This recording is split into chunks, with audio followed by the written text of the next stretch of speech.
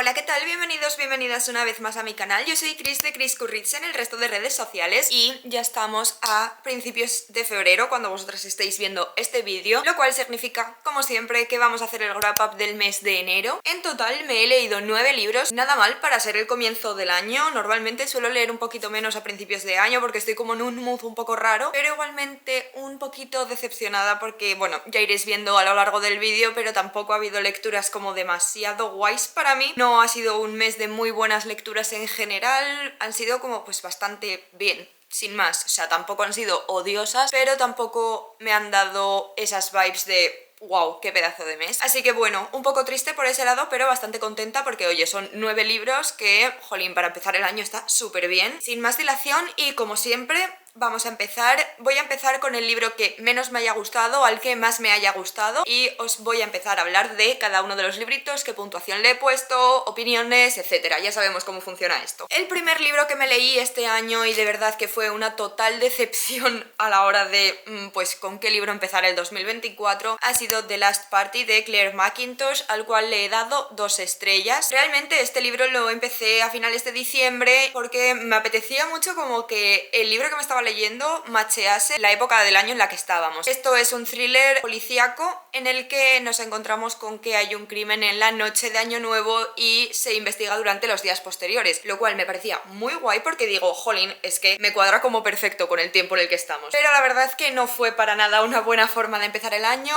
Este libro no me enganchó en ningún momento y llegué a terminarlo básicamente porque me daba muchísima rabia empezar el año abandonando un libro. Sí que es cierto que en otro momento creo que este libro lo habría abandonado y me da bastante rabia porque realmente es un libro en el que tenía puestas bastantes expectativas, había visto muy buenas críticas hacia esta autora, quizás no hacia este libro en concreto, pero hacia la autora sí, y la premisa me parecía muy interesante, así que para mí lo que falló en este caso fue la ejecución de la trama. Como os decía, es una novela de misterio policial y nos situamos en un pueblecito en Gales. En ese pueblecito hay un lago y este lago tiene una orilla que pertenece a este pueblo de Gales y en la otra orilla ya sería Inglaterra, y el cantante Rhys Lloyd, una persona con bastante dinero, decide construir a orillas del lago un complejo residencial para personas igual de ricas que él, básicamente, a pesar de que los vecinos del pueblo de Cumcoid no están completamente de acuerdo con esto, son bastante reservados en ese sentido y bastante suyos en el sentido de que no les gusta que vayan los turistas a su pueblo y se posicionan completamente en contra de esto y le tienen bastante tirria al pavo este. La cosa es que durante la noche de Año Nuevo pues aparece a orillas del lago el cuerpo de Rhys con evidentes signos de haber sido asesinado. Entonces la policía del pueblo, Fionn, que es nuestra protagonista,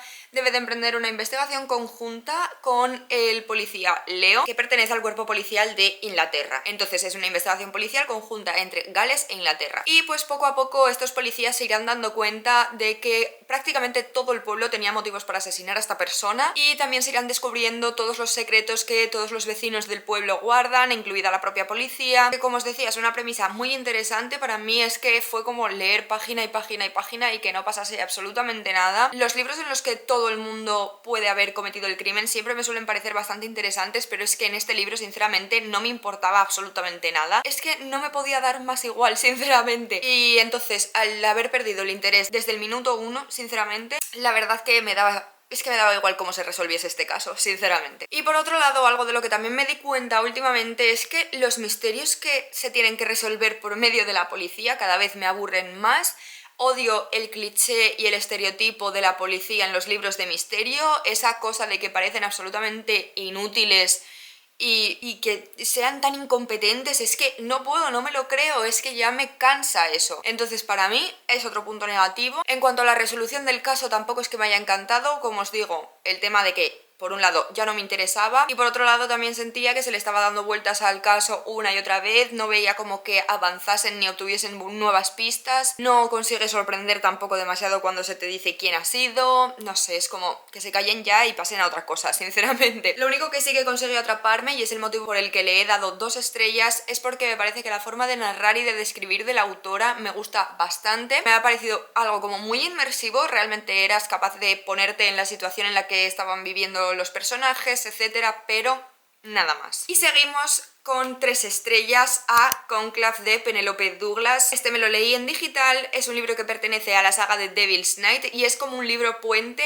entre el tercer libro, que es el de Damon, y el cuarto libro, que es el de Will, y creo que es necesario leerlo antes de pasar al libro de Will. No estoy completamente segura, recomendaría mirarlo por si acaso, pero sí que se habla un poco del tema de Will, ¿vale? Pero, sinceramente, este libro a mí es que no me ha apasionado mucho. De hecho, 3 estrellas me parece bastante, porque es que ya sabéis que a mí el primer libro es el que menos me estaba gustando de la saga. Es que le di 2 estrellas y media por caridad, sinceramente. Es que no soporto a Rika, ¿vale? No soporto a esa persona. Y cuando de repente me pongo a leer este libro y veo que pues la premisa estaba muy interesante, yo pensaba que se le iban a dar más bombo a otros personajes, que me iba a interesar un poco más la historia, pero es que no, porque únicamente hablan de Rika y de Michael. ¡Qué pesadilla! Penélope Douglas nos la intenta meter en todos lados y es que yo estoy harta de esa persona, no me cae nada bien. Es insoportable, no la trago. Entonces, a mí este libro sinceramente me da completamente igual. Quizás lo bajaría a un 2,5 porque es que, de verdad, lo único que tuvo bueno para mí ha sido que pues aparece Misha, que es el primo de Will y personaje principal de Punk 57, un libro que no me gustó muchísimo, pero es que la verdad me hizo ilusión ver a esa persona, o sea que imaginaros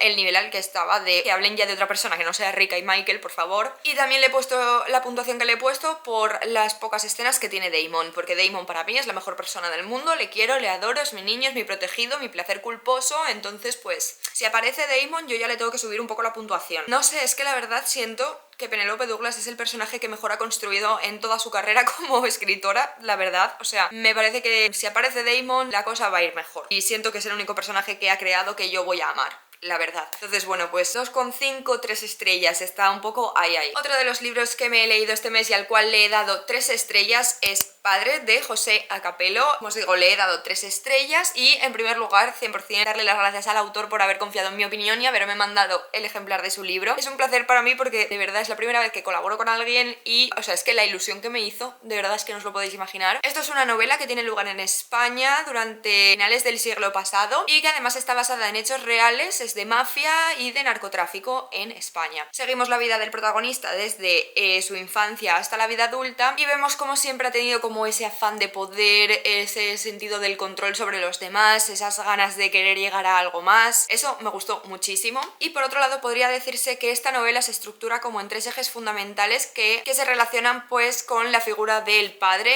En primer lugar tenemos al padre biológico del protagonista, el cual pues le ha enseñado todo lo que sabe sobre el negocio familiar, es decir, el narcotráfico. Luego tenemos a Dios como padre, que es una figura que le ha inculcado la disciplina, el afán por conocer más, por estudiar, por formarse y que también le guió a tomar ciertas decisiones en su vida. Y luego por último tenemos a Pepe Bossi, un mafioso italiano que le acogió prácticamente cuando su padre estuvo preso y le enseñó, le aconsejó, pero también consiguió alejarle de su familia. Entonces esas serían como las 3 partes fundamentales de la vida de nuestro protagonista. Algo que me ha gustado mucho es cómo el protagonista nos va acercando a su vida mediante anécdotas y aunque sí que es cierto que a veces sentí que había un exceso de anécdotas y que se perdía un poquito por eso el objetivo de lo que se quería decir realmente, esto te permite conocer muy a fondo al protagonista, ver sus motivaciones, ver qué es lo que piensa, cómo actúa, cómo crees que va a actuar en un futuro. Por otro lado, también ha habido algunas cositas que no me han gustado y eso creo que son bastante personales mías. Por un lado es la personalidad del protagonista, porque es que yo odio a los protagonistas que son tan creídos, tan soberbios. Es que yo la soberbia es una cosa que no soporto, pero realmente yo no logré empatizar en ningún momento con él. Es que me caía como el culo este tío y sí que es cierto que eché un poco en falta que se hiciese un personaje un poco más moralmente gris, no sé si me entendéis. Y otra cosa que no me encantó ha sido el hecho de que había ciertos capítulos en los que el protagonista estaba pues abriéndose sexualmente hablando, explorando un poco su sexualidad y estaban narrados de una forma muy explícita y a mi parecer cosificando un poco a la mujer, cosa que suele ser bastante típica en las novelas de mafia, pero que a mí personalmente es que me resulta muy desagradable de leer. Así que 3 estrellas para este librito.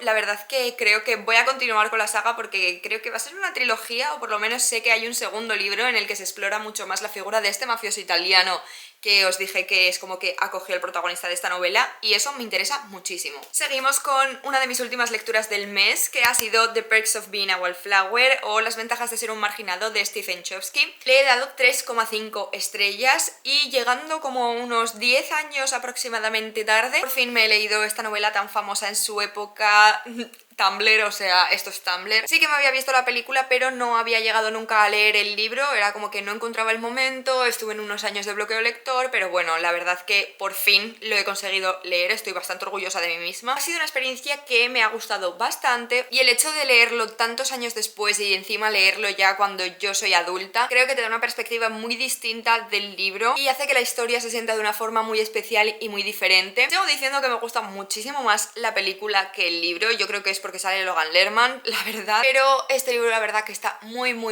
bien. Os animo a todas a que, aunque lo hayáis leído en su época hace muchísimos años, os lo releáis o lo leáis si no lo habéis hecho, porque creo que eso, siendo un poco más adulta percibes las cosas de otro modo, entiendes la inocencia de Charlie, el protagonista, de una forma muy diferente, y creo que es un libro del que de mayor puede sacar enseñanzas muy valiosas, así que os animo muchísimo a leerlo. Ahora ya pasamos a los 4 estrellas o más, ahora ya sí que viene como lo bueno del mes, por fin, porque de verdad es que estos libros como que me dejaron un poco chof, excepto el de Padre y las ventajas de ser un marginado, que ya son como las 3 estrellas, 3,5. Es que antes estaba con un bajón bastante tremendo. Con las primeras 4 estrellas del mes tenemos La paciente silenciosa de Alex Michaelides. No voy a volver a repetir el apellido de este autor porque no lo entiendo. De este libro tenéis un reading blog en el que estoy una semana leyendo thrillers y si habéis visto ese vídeo habréis visto mi cara leyéndolo. Es que no...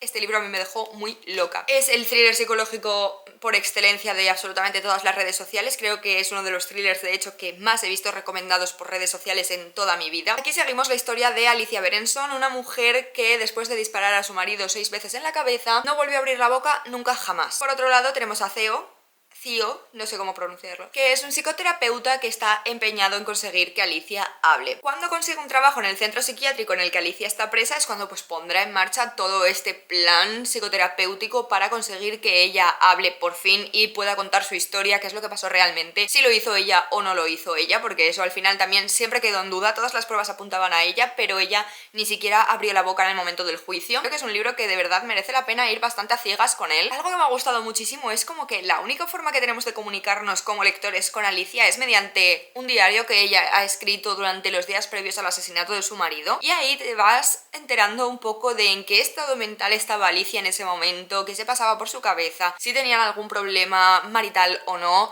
Es como que te va dando unas pistas en la historia que es como que vas poco a poco intentando entender absolutamente todo y aún así tú le puedes dar las vueltas que quieras, pero no vas a adivinar lo que pasa. Es imposible, o sea, yo me quedé loca. Para mí sí que es cierto que no es un 5 estrellas y el único motivo por el que no lo ha sido es por el hecho de que hasta que no llega ese plot twist final, realmente no tienes mucho más contenido en el libro aparte de las cartas y del diario de Alicia. Nada va teniendo como demasiado sentido a lo largo de la trama, se te están yendo de un lado para otro, sigues al protagonista intentando averiguar cómo hacer que Alicia hable. Eché en falta más escenas de la terapia entre él y Alicia. No sé, es como que es un libro un poco lento hasta que llega el final. Sí que es cierto que consigue compensar bastante la lentitud del resto del libro, pero creo que le faltaba un poco ahí de suspense, por así decirlo. Como ya sabéis, el plot twist final, algo que siempre he visto que se ponía por las nubes, consiguió sorprenderme muchísimo, no me esperaba que me sorprendiese tanto, y es que el momento en el que todo hace clic en la cabeza y empiezas a ver que todo empieza a tener sentido, es que ya no hay vuelta atrás. Súper recomendado.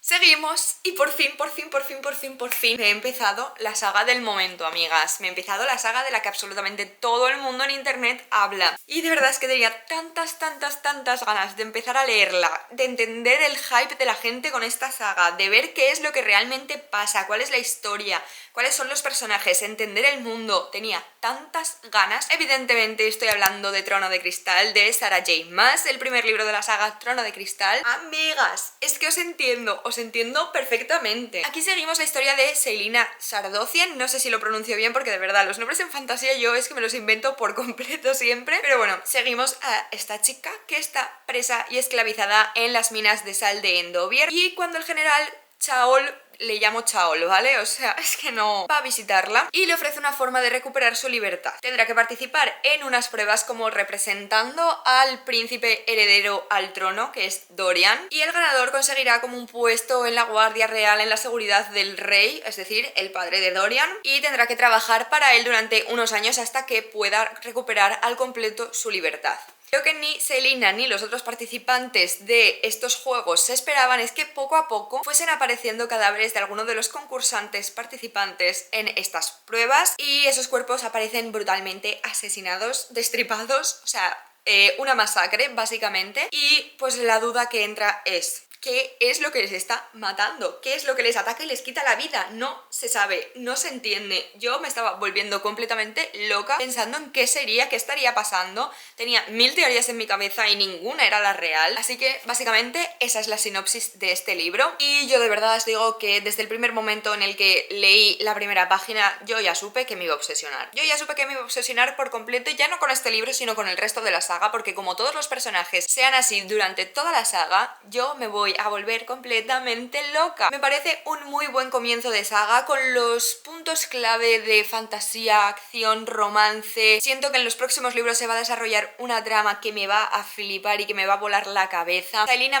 me ha parecido un personaje tan guay, o sea, es una tía súper fuerte, muy fría en ocasiones, pero a la vez como muy cercana con la gente, tiene muchísimos sentimientos, que tampoco tiene excesivo miedo a mostrarlos y eso es algo que me flipa. Yo presiento que es un personaje con el que me voy a sentir bastante identificada durante el resto de la saga. Pensaba que de hecho iba a ser un personaje bastante más insoportable, o sea, yo me esperaba como una Nesta al principio y para nada, o sea, es que tiene un carácter espectacular esta tía. Por otro lado, yo con el romance en este libro estoy muy nerviosa. No sé qué va a pasar en el resto de la saga, pero estoy muy nerviosita. El personaje de Dorian sí que es cierto que no me termina de encajar un poco, le veo algo oscuro, le veo algo raro, no me termina de gustar. En cuanto a la construcción del mundo, también me ha gustado mucho, pero sí que es cierto que he notado que es el primer libro de Sarah J. Maas. Lo he notado. O sea, es como que me ha faltado algo, en ocasiones lo he visto como demasiado juvenil, como que había cosas que se abrían de repente y luego no volvías a saber absolutamente nada más de esa trama, no sé, es como que sentí que había fallos, había como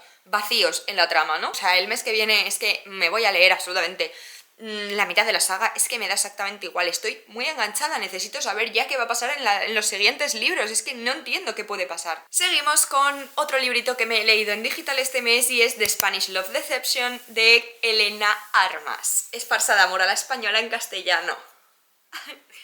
4 estrellas. 4 estrellas y a mí porque nadie me había explicado dónde tenía lugar la trama en este libro. ¿Por qué si sabéis que soy asturiana no me habéis dicho esto?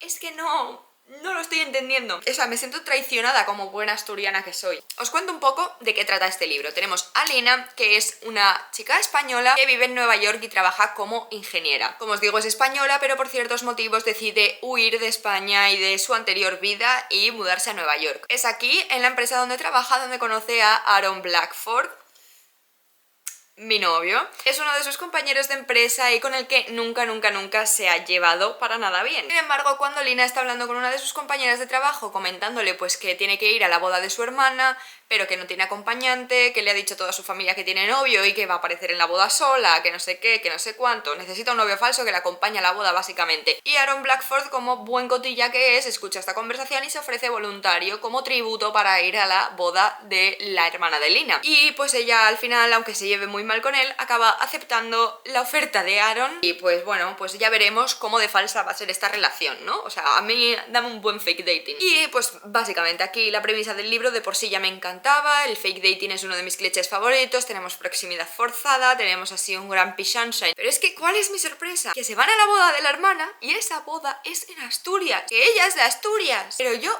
¿Os podéis imaginar mi cara cuando de repente veo que están hablando de sidrerías? Cuando de repente veo que Aaron Blackford se está tomando unas sidras. Me volví loca. O sea, es que ahora necesito que Elena Armas me diga exactamente a qué sitios fueron Lina y Aaron Blackford cuando estuvieron en Asturias, siendo novios falsos.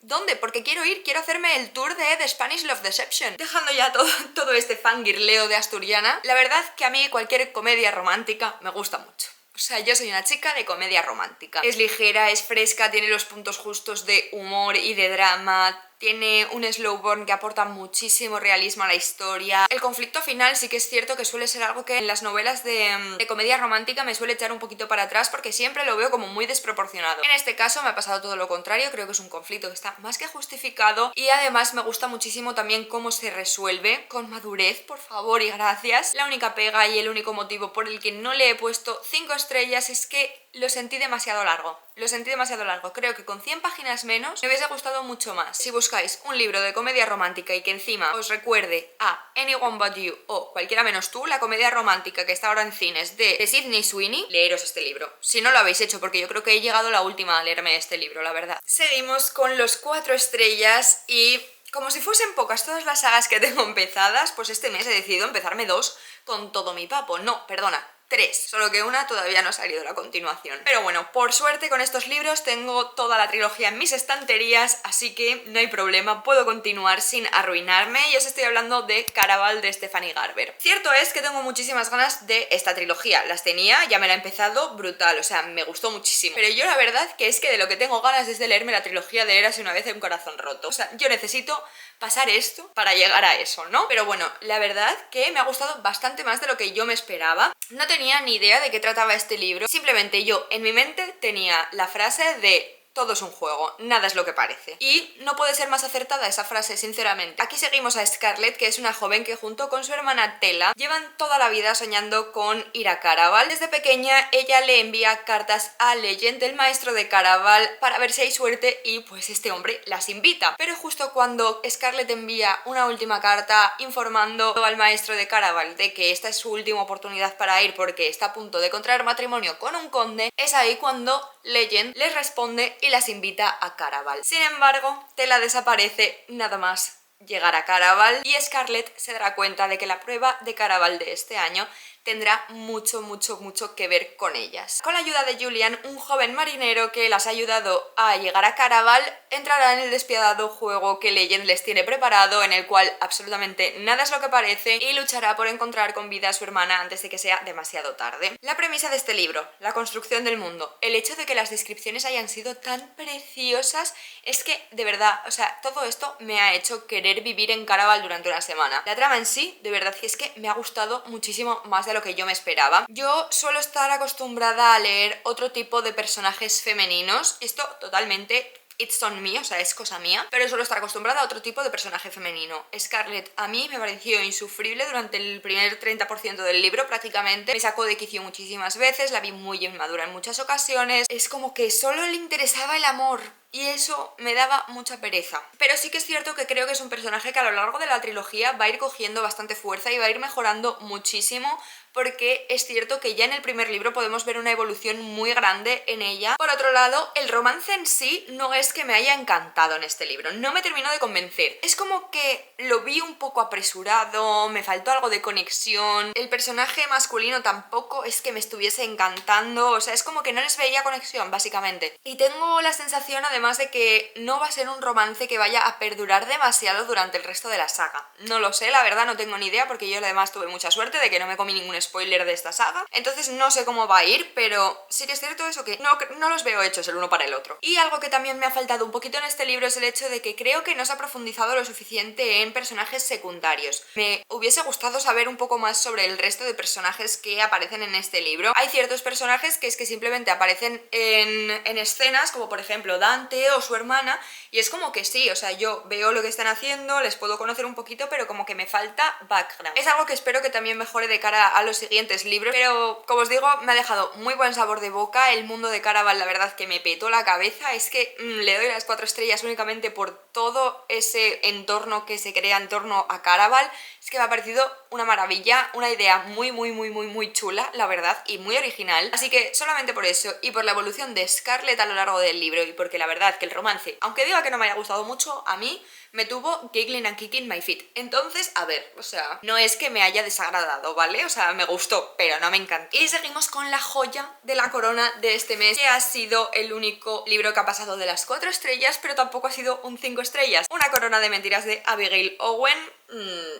4,5 estrellas. Sé que en el reading blog le había dado 4, pero es 4,5, porque de verdad, o sea, yo no puedo parar de pensar en esta historia. Como os digo, tenéis el reading blog, poco más os puedo decir que no tengáis en ese vídeo, pero es que, de verdad, es que sigo obsesionada con él, sigo obsesionada con él. No me voy a extender mucho, Por eso, tenéis toda mi opinión, toda la sinopsis, todas mis reacciones, todas mis opiniones a lo largo del libro, ya no solo la final. Por si queréis verlo, pues os animo a ello, pero para mí este libro ha sido una sorpresa, pero tremenda. La construcción del mundo, los personajes, la trama, el punto intermedio que hay entre acción y romance es que me ha dejado loca. A día de hoy y después de semanas de haber leído este libro es que sigo pensando constantemente en ellos, o sea, es que no se van de mi cabeza. Y solo os diré que si queréis leeros un libro de fantasía con romance, con mentiras, con traiciones, con un mundo mágico construido perfectamente, con personajes moralmente grises que son lo que más nos gusta en este mundo, con un found family, es que tenéis que darle una oportunidad a este libro. O sea, voy a ser la persona más pesada, pero es que hasta que no se lo lea todo el mundo yo no voy a parar. Y lo mejor de todo es que esto es un inicio de trilogía y por suerte la editorial TBR esta misma semana ha anunciado cuándo van a publicar en español la siguiente parte, que se va a llamar Un trono usurpado o El trono usurpado o algo así, y lo tendremos disponible por fin el 13 de junio, así que ya no tenéis excusa, ya vais a tener la siguiente parte para que después de leer este final, que os va a dejar muertas, vayáis corriendo a leeros el siguiente, porque creedme que lo vais a necesitar. Yo no sé cómo sigo viva y cómo voy a seguir viva hasta esa fecha sin tener más de esta historia. Estos han sido los 9 libritos que me he leído durante el mes de enero. A ver, ahora haciendo la recopilación estoy un poquito más contenta. La verdad que no ha sido tan mal mes, creo que en mi mente era peor. La verdad que sí que me ha gustado en general las lecturas del mes, yo pensaba que no. Acordaros siempre de que con comentarios, me gustas, compartiendo el vídeo me ayudáis muchísimo. Dejadme por comentarios si os habéis leído alguno de estos libros y qué opináis sobre ellos, si estáis de acuerdo con mi opinión o no. Y nada, muchísimas gracias por verme. Nos vemos en el próximo vídeo.